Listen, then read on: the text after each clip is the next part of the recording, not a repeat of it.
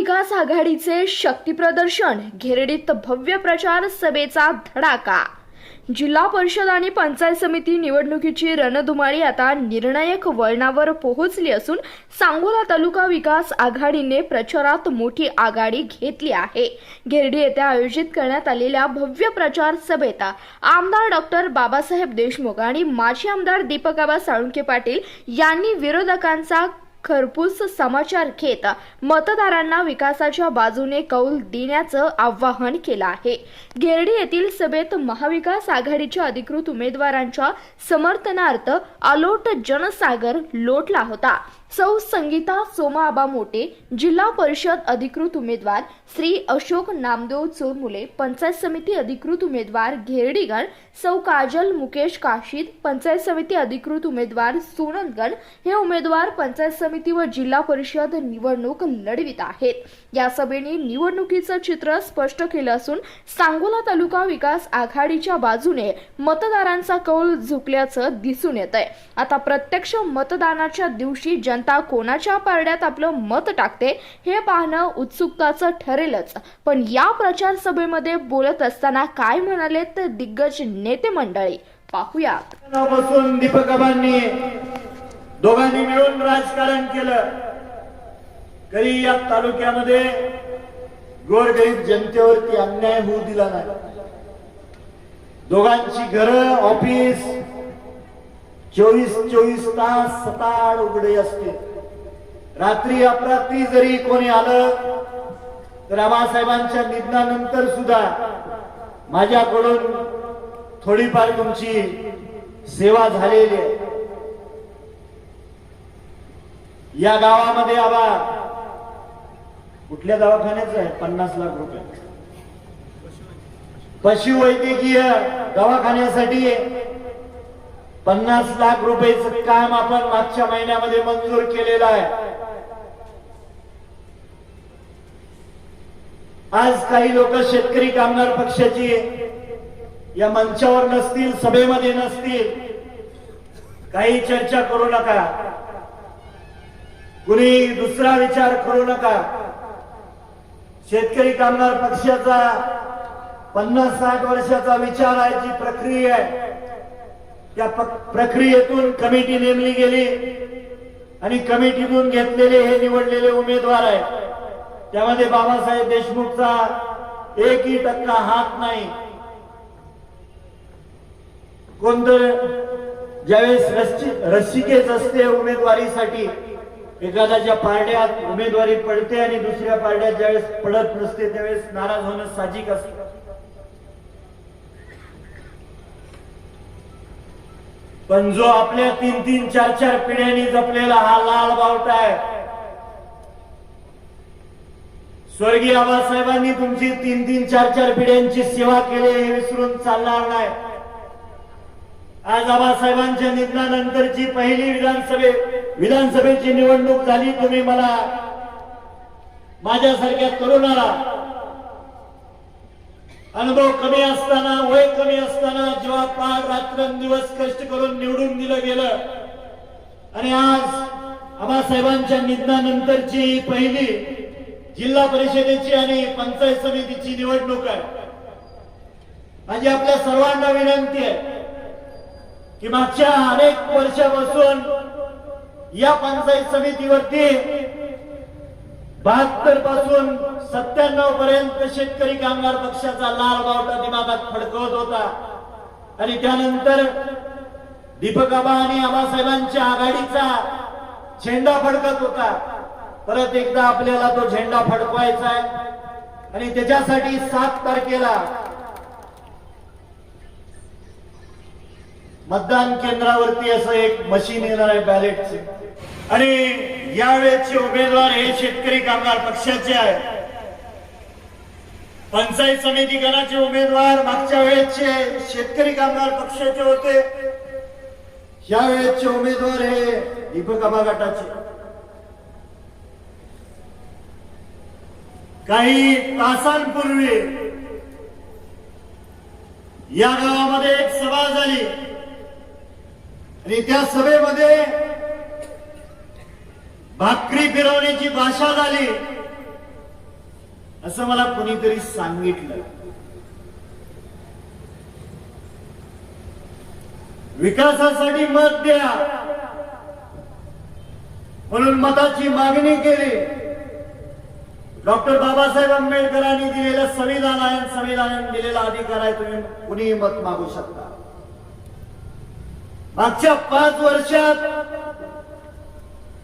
ज्या माणसाने या तालुक्याचं आणि मतदारसंघाचं प्रतिनिधित्व केलं आणि विधानसभेला 2024च्या विधानसभेच्या प्रचाराच्या वेळेस प्रचारामधून काही वेळेला 4,500 कोटीची भाषा केली, काही वेळेला 5,000 कोटीपर्यंत आकडा गेला आणि विधानसभेच्या निवडणुकीची तारीख जशी जवळ आली त्यावेळेस गाड्यांमधून आणि प्रचार सभेमधून तो आकडा 6,000 कोटीपर्यंत गेला. मग का झाला नाही त्या 6,000 कोटीमध्ये या गावातला आणि या गटातल्या विकास? का झाले नाही हनुमान मंदिरासमोरचं सभामंडप? का झाले नाही वाडी वस्तीवरचे रस्ते? का झाले नाही शेतकऱ्यांना लागणाऱ्या विजेसाठी डीपी? आणि आज तुम्ही या ठिकाणी येऊन सांगताय भाकरी फिरवा. हा मतदारसंघ शेतकरी कामगार पक्षाचा आहे, पुरोगामी विचाराचा आहे, शिवशाहू फुले आंबेडकरांचा आहे. हा विचार या तालुक्यातल्या आणि या भागातल्या गोरगरीब जनतेच्या 3-3, 4-4 पिढ्यांनी 50-60 वर्ष विचार जपलाय. आणि आबासाहेबांच्या काळामध्ये आज कुणीतरी सांगितलं म्हैसाळच्या पाण्याचा मुद्दा. आबाने आता सांगितलं, पण स्वर्गीय आबासाहेबांनी 25-30 वर्ष पाणी परिषदा घेतल्या आणि तुम्हा सर्वांना सोबत घेऊन त्या पाणी परिषदेचं यश आहे. टेंबू आणि म्हैसाळ सारख्या योजना या भागात आल्या. वेळोवेळी पश्चिम महाराष्ट्रात ज्या वेळेस या राज्याचे मुख्यमंत्री सन्माननीय देवेंद्रजी आणि या देशाचे मंत्री महोदय सन्माननीय नितीनजी गडकरी साहेब येतात आणि त्यांच्या भाषणातून त्यांनी अनेक वेळा सांगितलेलं आहे की टेंबू आणि म्हैसाळचं काम फक्त आणि फक्त तुम्हा आम्हा सर्वांचं दैवत स्वर्गीय आबासाहेबांमुळे झालेला आहे. ज्या पक्षानं जनतेची सेवा केली, शेतकरी कामगार पक्ष हा जुना पक्ष आहे. माझ्या वडिलांनी, माझ्या नंतर माझ्या आईने, त्याच्यानंतर मी, आमची 50 वर्षाची सेवा या तालुक्यामध्ये कार्यकर्त्याला मदत करायची भूमिका आहे. परंतु नवीन राजकारणामध्ये 50 वर्षाचं राजकारण पैशाच्या जोरावर कुणीतरी एखादा माणूस रात्रीत खरेदी करू शकतो असं या तालुक्यामध्ये एक वेगळ्या पद्धतीचं स्वरूप निर्माण झालेलं आहे. आणि त्याच्यासाठी थोडं विभाजन मधल्या काळात झालं असलं तरी कदाचित मला वाटतंय की स्वर्गामध्ये आबासाहेबांना आणि काकासाहेबांना वाटलं असेल की या दोघांनी पुन्हा एकदा एकत्र येऊन या तालुक्याच्या विकासाचं राजकारण करावं म्हणून आम्ही दोघे या ठिकाणी एकत्रित आलो. सत्ता हे साधन म्हणून वापरायचं काम आहे. सत्ता ही लोकांच्या सेवेसाठी असते. हे 5-25 वर्षात, 50 वर्षात आम्ही या तालुक्याला दाखवायचा प्रयत्न केला. परंतु दुर्दैवानं थोडस वेगळं वळण या तालुक्याला आता लागलेलं आहे. या ठिकाणी मी काही टीका टिप्पणी करण्यासाठी उभा नाही, परंतु आघाडीनं ठरवलेले 2 उमेदवार आता अशोक बापू हे मी दिलेले आघाडीचे उमेदवार आहेत. संगीताताई माननीय आमदार साहेबांनी दिलेल्या उमेदवार आमची आघाडी आहे. आणि सत्तेच्या राजकारणामध्ये कधीही या सांगोला तालुक्याला जातीवादाचा स्पर्श कधी झाला नाही. परंतु दुर्दैवानं माझ्या कानावर या गटामध्ये आलं, ओपन जागेसाठी बापूंचं नाव आलं. कसं निष्ठेनं काम करणाऱ्या माणसाला दीपक आबाकडे सत्ता मिळत असते हे गेली 25 वर्षामध्ये दाखवण्याचं काम दीपक आबानं आजपर्यंतच्या काळामध्ये केलेलं आहे. त्याच्यामुळे मी काम करत असताना कधी जात पक्ष पार्टी कधी बघितली नाही. आणि आता कुणीतरी वेगळ्या वळणावर या निवडणुकीला न्यायचा प्रयत्न करत असेल, त्याला मतदार राजा कधीही बळी पडणार नाही. मी आज या ठिकाणी आपल्याला खात्रीपूर्वक सांगतो, आमदार साहेब आता नवीन आहेत, ज्युनियर आहेत, परंतु 25 वर्षाच्या राजकारणामध्ये या जिल्हा परिषद पंचायत समितीच्या निवडणुकीचा इतिहास आणि या निवडणुकीच्या प्रक्रिया कशा पद्धतीच्या असतात हे आम्ही जवळून बघितलेल्या आहेत. आज सकाळपासून घेरडी गटाचा दौरा आम्ही करतोय.